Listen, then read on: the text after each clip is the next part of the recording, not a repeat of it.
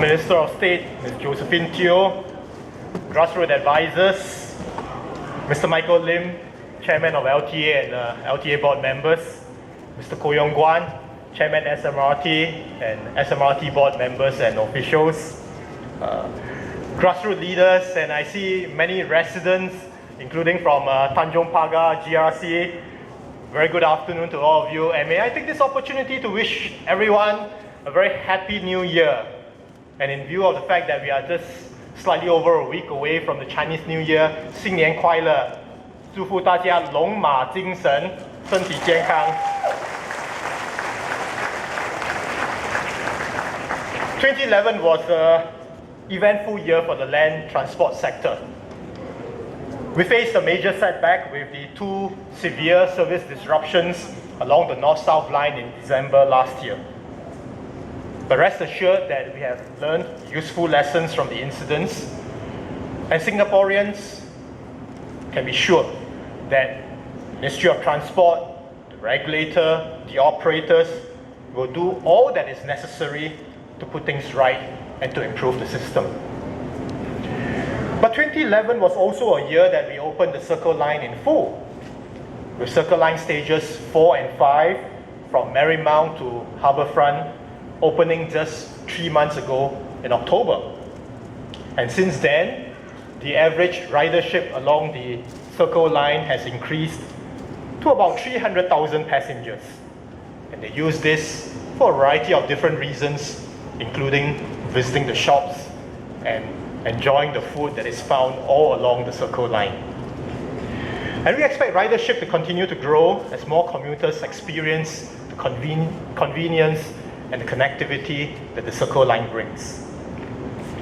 The North-South and East-West lines also saw significant enhancement last year with the completion of the Jurong East modification program, and the new platform that was first opened for service in the morning peak hours in May was extended to cover also the evening peak hours in December. And together with the new trains that we have progressively introduced into the system, capacity increased was about 15%. And these trains now come more frequently, reducing waiting times and crowding levels. Today, we are pleased to be here to open the extension of the Circle Line to the Marina Bay area, extending the reach of our rail network by another 2.4 kilometers and adds 2 new stations, namely the Marina Bay, which has now become an interchange station with the North-South line, as well as the new Bayfront station. This opening of the Circle Line extension will significantly enhance the commuting experience for those who work and live in the Marina Bay area, and provide convenient rail access to tourists, to families who visit the Marina Bay area for shopping, for dining, for entertainment, for sightseeing. Some of the attractions that are within immediate reach now are, for example, the Helix Bridge, the Youth Olympic Park. And for nature lovers, we have a real treat coming up because the Gardens by the Bay will open later this year, and we will be able to get close to about 100 hectares of nature with its diverse range of plant species from all over the world. This interchange at Marina Bay Station will therefore enhance the overall rail network connectivity, providing another interchange point between the Circle Line and the North-South line. A comprehensive underground pedestrian network has also been designed to integrate with the Circle Line extension at Bayfront Station to provide commuters and pedestrians with seamless connectivity between the station and adjacent buildings. This is 2012. Well, next year, in 2013, the first phase of the new downtown line from Bugis to Chinatown will open, and it will also add a new station to serve the Marina Bay Financial Center. And this will bring us even closer to achieving our overall goal of having an MRT station within, on average, about 400 meters or roughly a 5-minute walk for all those who live or work in the city. 5 minutes. Within the city, you walk, you'll reach one of the many stations that will serve the city area. And so it will benefit those who live, work, or even just travel here for leisure. As we continue to expand our rail network, we have also implemented a number of short-term measures to increase the capacity of the public transport system. In 2011 alone, the public transport operators added more than 1,200 train trips. More trains now are also being bought for the Northeast line, for the Circle line, for the North, South, East, West lines, as well as the upgrading to the signalling system for the North, South, East, West lines. And so overall, in the years ahead, we will progressively be introducing even greater capacity into the system.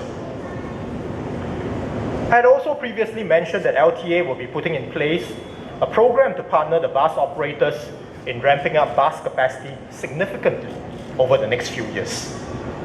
This will allow us to reduce crowding and waiting time for commuters and provide some relief until the ongoing works to significantly increase the rail capacity are completed. So that is the bus piece that we're talking about. The issues are complex.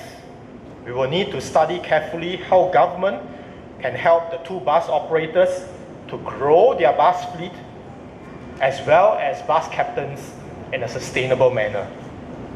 And I look forward to announcing more details in the next few months.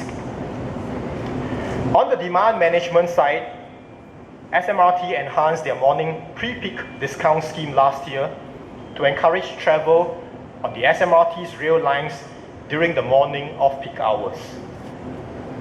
30 cents reduction in fares for those who exit certain stations within the city area before 7:45 in the morning.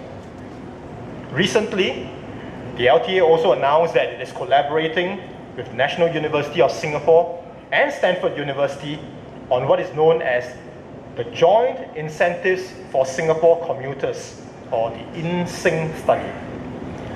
Commuters participating in this study will earn credits proportional to the distance they travel on the rail system, and extra credits if they start their journey during the morning shoulder peak periods. These are the travel periods just at the fringe of the morning peak hours.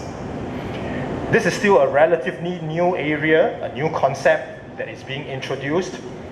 We hope to adopt some of the ideas and public suggestions on travel demand management to spread out the current peak period travel demand. But above all, we know that commuters who use the system day in, day out can play a significant role in enhancing our public transport system. For instance, many actively took part in a public suggestion competition launched by LTA in October last year to seek ideas on improvements to our bus stops and MRT stations. The top three ideas were for a smartphone application that would allow commuters to check on train arrival times, interactive panels at MRT stations to offer commuters information on alternative routes by bus or by train, and information panels at bus stops with directions to the nearest MRT stations. Incidentally, all three suggestions touched on how we could make transit information more easily accessible, and it reflects commuters' desire to have such information more readily at hand so that they can plan their journeys better. Where it is feasible and practical for us to do so, we are happy to take this and other suggestions on board so that we can improve the overall commuting experience for everyone. In closing, let me congratulate all those who have worked hard to make the opening of this Circle Line extension possible. It marks yet another significant milestone in our rail development. It comes close to the opening of Circle Line stages 4 and 5 at the end of last year, and we look forward to the opening of the first phase of Downtown Line come 2013 as we take progressive steps to improve our overall rail network and connectivity that we enjoy here in Singapore. So on this note, once again, wish you all of you a very happy new year. Thank you very much. Thank you very much, Minister. We'd like to invite the Minister to remain on stage for a prize-giving ceremony.